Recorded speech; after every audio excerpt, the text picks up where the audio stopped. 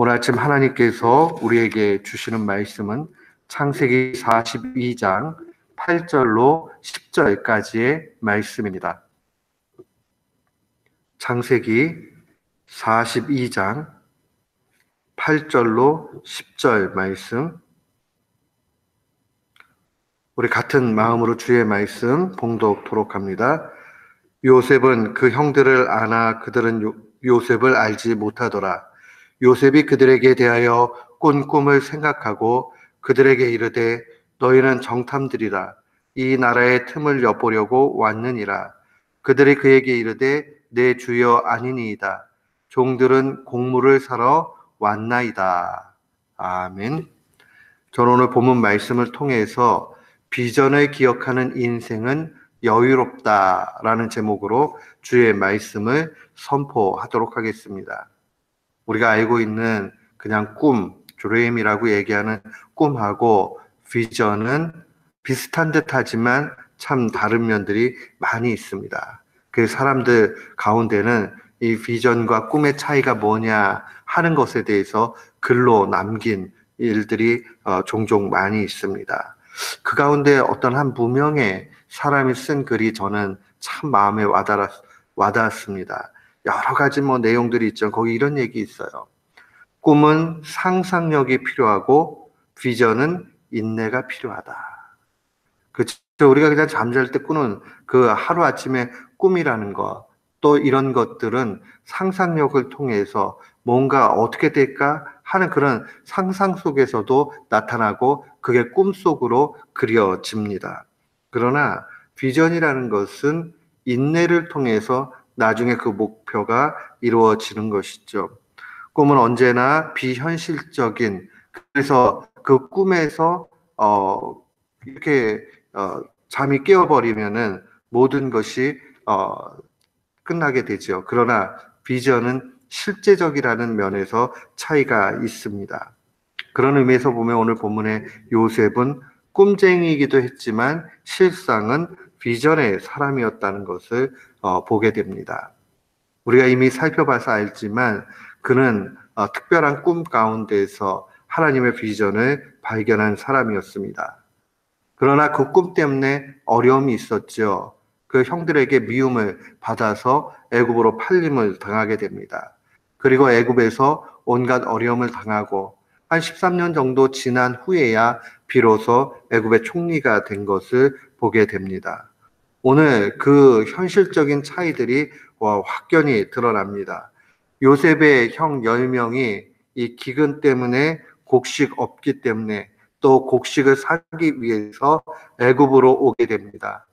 맨 말째였던 베냐민만을 집에 남겨둔 채 형 10명은 애굽에 곡식 사기 위해서 오게 됩니다. 그때에 이 형들의 그 마음이 어땠을까 한번 생각해 보십시오. 그 다 아무것도 내세울 것 없는 그런 형편이잖아요. 그런데 앞선 6절에 보면 요셉의 그 현실입니다. 때에 요셉이 나라의 총리로서 그 땅 모든 백성에게 팔더니 요셉의 형들이 와서 그 앞에 땅에 엎드려 절을 했다라고 그렇게 기록을 합니다. 우리가 알고 있지만 애굽의 총리 굉장히 높은 위치입니다. 그리고 이러한 고위층들은 언제나 옷도 화려한 옷을 입을 뿐만 아니라 이 위엄을 주기 위해서 좀 이렇게 얼굴이나 이런 데에 화장이나 이런 것들을 한 것이 굉장히 짙고 해서 알아볼 수가 없는, 그리고 감히 그 얼굴을 볼 수 없는 그런 상황입니다. 그런데 오늘 본문 말씀 9절에 보면 요셉이 그 형들에 대하여 꾼 꿈을 생각을 했다 하는 본문이 기록이 되어져 있습니다. 이것은 창세기 37장 7절로 8절 말씀입니다. 우리가 밭에서 곡식을 묵더니 내 단은 일어서고 당신들의 단은 내 단에 둘러서서 절하더이다. 그 형들이 그에게 이르되 네가 참으로 우리의 왕이 되겠느냐, 참으로 우리를 다스리게 되겠느냐 하고 그 꿈과 그 말로 인하여 그를 더욱 미워했다라고 증거합니다. 그 요셉의 꿈 때문에 미움을 당하지요. 팔림이 되었지만은 결국은 그것으로 인해서 애굽의 총리가 되지요. 총리가 되었기 때문에 승리했다 이 얘기를 하는 것이 아닙니다. 그는 언제나 그 마음속에 하나님 주신 이 꿈을 꿈으로 여기지 않고 비전으로 생각을 하면서 그 비전에 대해서 귀하게 여기고 잊지 않고 있었다는 겁니다. 9절 말씀, 요셉이 그들에 대하여, 형들에 대하여 꾼 꿈을 생각했다. 계속 상기하면서 살아갔다는 것을 의미합니다. 실제로 히브리 원문을 보면 이 원문의 내용 자체에서도 이 동사 자체가 반복적인 것을 표현하는 그런 뜻을 내포하고 있습니다. 그는 13년 동안 온갖 어려움과 고통 가운데 있었지만은 그것에 대해서 잊어버리지 않았습니다. 하나님 내게 주신 꿈이 있다. 하나님이 분명히 그 꿈을 이루신다. 근데 그 꿈은 그냥 한낮 잠자고 깨면 없어지는 그런 꿈이 아니라 이것은 하나님 내게 주신 비전이다라고 그렇게 살아갔습니다. 사랑하는 성도 여러분, 왜 어려움이 없었겠어요? 마음의 갈등이 없었겠습니까? 그러나 궁극적으로 그는 이 가운데 그 현실을 이기고 간 것 볼 수 있습니다. 비전의 사람이죠. 비전의 사람은 그 가운데 분명히 마음의 여유가 있는 겁니다.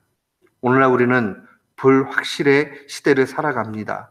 이 시대를 살아가면서 우리는 마음이 흔들리기도 하고 좌절합니다. 연세가 드시는 분들은 나이라는 것은요, 언제나 내게 어려움을 줄 때가 더 많이 있습니다.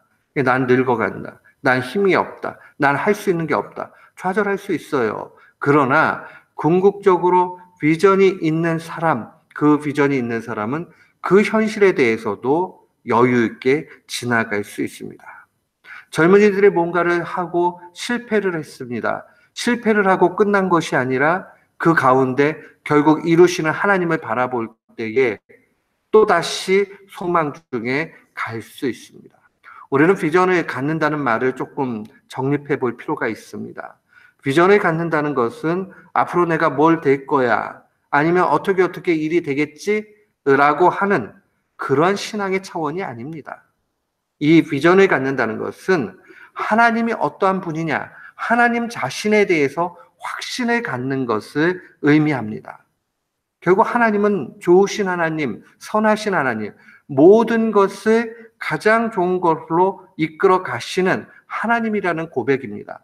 우리는 하나님이 우리를 향해서 선한 뜻을 가지고 계신다. 하나님은 좋은 분이다. 하나님은 내게 꼭 필요한 거 주신다 하는 이 확신이 있을 때에 세상에 대해서 흔들리지 않게 됩니다.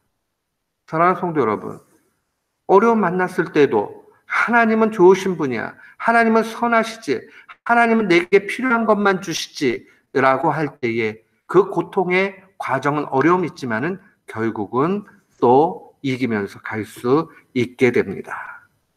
시편 34편 8절로 10절은 증거합니다. 너희는 여호와의 선하심을 맛보아 알지어다. 그에게 피하는 자는 복이 있도다. 너희 성도들아, 여호와를 경외하라. 그를 경외하는 자에게는 부족함이 없도다. 젊은 사자는 궁핍하여 줄일지라도 여호와를 찾는 자는 모든 좋은 것에 부족함이 없으리로다. 아멘. 보십시오. 우리가 비전을 갖는다는 것은 하나님이 좋으신 분이기 때문에, 하나님이 내게 선하시기 때문에 그 선하심을 맛보는 것이고 하나님 앞에 피하는 겁니다. 요셉은 언제 인생 가운데 이 마음이 있었습니다. 결국 하나님이 좋은 길로 이끌어 가신다. 하나님을 바라보면서, 하나님 앞에 소망 두면서, 하나님 자체가 비전이 되어져서 우리 모두가 비전의 사람으로 이 땅 가운데 여유를 가르며 살아가는 귀한 교우들 되시기를 주님의 이름으로 축원합니다. 아멘.